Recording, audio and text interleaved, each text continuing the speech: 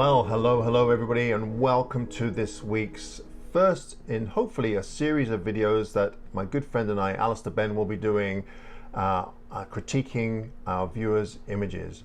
The whole purpose of these critiques is to try and open your minds a little bit, perhaps give you some insight into the way that we think when we take photographs, and perhaps you'll pick up some tips or two on the way.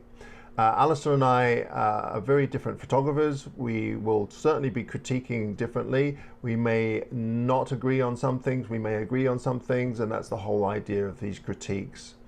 Unfortunately, due to time constraints, we can only really critique one, possibly two images per week on each of our channels, but like I said, hopefully you'll get something out of this. The way that this works is that Alister and I have picked several images, and he will critique one image on his channel, and then I'll have my input, and then we have a different image on my channel where he'll offer his input. Now, one thing before I start, I do have an announcement. Alister and I have a workshop in the north of Spain this coming January. That's January 2023. We have one spot left, so if you're interested in that, please head on over to Alister's website where you can find out the prices and all of the information about the location. The location that we're going to is absolutely spectacular. You will not be disappointed, so if you're interested, go check that out. All right, without further delay, here's our first critique session. This woodland scene by Steve Marston is just great, and I would be really happy if I came away with the same type of image from this environment. There's some subtleties in here that I really enjoy. I really like the central portion here that draws you into the scene. And I've said this a number of times, any bright areas in a photograph are really going to draw your attention, and this does a great job of that. There are a few other little bright areas in here, but they're so subdued that this overwhelmingly takes you into the photograph.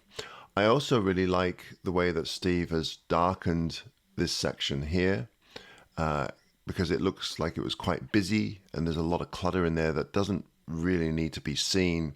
You can still see the details in there, but it looks like he's darkened it so that we're not drawn to that area. And just the tonalities, obviously the slight fog in the background really adds to the overall feel of the image as well. And I also like the subtle light on the side of this tree. This is the most dominant part of the frame, and he's got it nicely set on the right side here. And you'll notice that we have the brightest area, and then we have this contrast between shadows and highlights just to bring a little bit of attention to this main subject here. So all in all, just an absolutely wonderful photograph. Now then, this is a critique session, so it's not all unicorns and rainbows, and there is one thing that bothers me quite a bit, and I'm not really sure how Steve could get around this, but that's this section right here.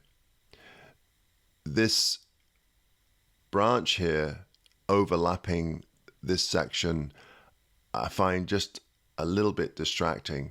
Now it looks like he has burnt this in here a little bit. Ideally, if there was any way that you could brighten up the background just a little bit to add separation between those two things, that would be great. And I realized that, obviously if we had a bit more fog in there or haze or something, then that probably would have added that separation. I'm just wondering though if when this was burnt in, that we went just a little bit too far on this section here. So we've actually darkened this section, so it just looks a little cluttered to me. I don't know as if I could do anything better to improve that, but that's the one thing that really stood out to me, just how that just overlaps with that tree in the background.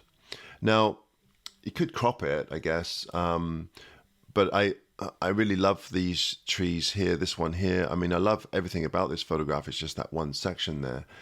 I did try a little crop earlier, perhaps 1:1, so that we're actually eliminating that tree altogether. Or you could do a 4:5, I guess. I mean, it doesn't really matter. The idea would be to eliminate that distraction up in the corner there. Something like that. You could see how this really simplifies the photograph even more. But as I said, you know, it's an awesome image, and don't get me wrong, I'm just nitpicking here, but this is kind of one of the reasons why we're doing this critique session, is to try and figure out ways or ways to look at a scene and how you can just kind of be mindful about those things that probably aren't going to help your photograph, or the things that might help your photograph. And that was just one of the things that stood out to me that I don't think helped this scene. So, what an incredibly interesting photograph this is. Photographing in woodland is probably one of the harder disciplines in landscape photography. It's a chaotic place, it's a busy place. We take our troubles in with us when we go. If we're feeling frustrated and anxious, then we will find more anxiety and frustration in forests. If we're feeling open and lighthearted, we may find ourselves drawn to more illuminating scenes. Going back to my fundamentals of image critique here, I want to understand why I feel a certain way when I look at a photograph. The initial impression of this photograph is very bright and airy. We've got this beautiful area of luminous fog looking through the forest here. The tones are generally warm. There's very few cool tones in this scene. Most of them are what I would call warm cools, I suppose, or mildly cool warms. They're somewhere in between. They're not warm warms, put it that way. So if anyone can understand that, answers on a postcard or in the comments, please. But what I'm feeling with this photograph is that first impressions, and if we look at the histogram again, first impressions are of a contrasty photograph, a generally uplifting photograph, primarily I think because of this bright luminosity in the center here, and obviously the kind of dominance of yellowy green tones, like warm tones. However, as soon as I start looking at the geometry of this photograph, the leaning trunk of this tree feels somewhat threatening. That is mirrored in this tree here leaning over. So there's a slight leftward leaning tendency in this scene. And if we look at the tree here on the left hand side, yes, it comes down from there, but I think what's happening with this branch coming across, the branch comes across and takes us up here, and there is a very definite lean to the left. If we were to flip this one horizontally, now everything leans to the right, and it kind of makes sense. It feels definitely less threatening in this orientation than it does in the original orientation, albeit this is still a beautiful photograph. This area on the right, the fact that it's on the right, is leading us into this dark corner. It's somewhat preventative. We don't want to go there. Now, that may well be the artist's intention, keep us in the center here, and I think that bright area does that. But ultimately, there's an awful lot of this stuff on the left-hand side. There's still 20% of the frame is on that right-hand side. There's a lot of real estate there, and I think it adds a lot to the spaciousness because the space on that side and this side are somewhat equal. So the content is being sandwiched between this area on the left and this area on the right.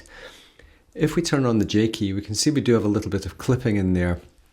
And what that's telling me is that clipping there is darker than it should be, because the darkest clips, if there is any clipping, would be in here, underneath this tree, just because it's 10 feet closer than this one.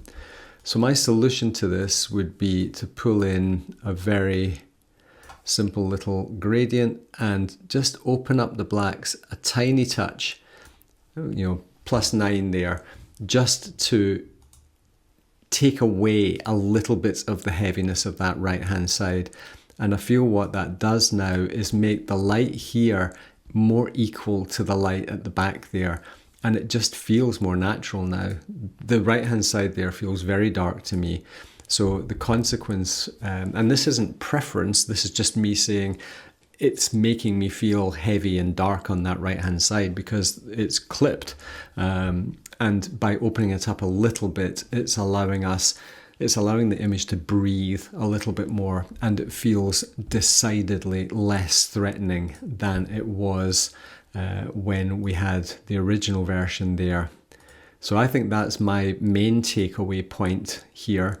We could, if we chose to, we could drop the color temperature a little bit on the right hand side there and allow the coolness to become a little bit more dominant, and in that way we're keeping the kind of imposing nature of a pine forest juxtaposed with more deciduous trees on the left. And what that's doing is there's some character coming through in there. So I think lifting the blacks is a definite bonus, but we can kind of offset the lift of the blacks by cooling it a little bit. Other than that, I think it's a beautiful photograph. There is always going to be tension in this photograph because, like I said, of the leaning trunks here. But I think by opening up this side, it's stopping us exiting out the top left there. But this is certainly an image that I'm just going to compare them side by side.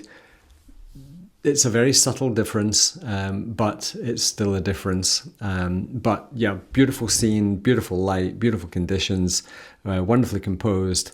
And my only concern was just the feeling of that far right hand side there, making it feel very, very heavy. But wonderful scene. Thank you very much for sharing this one.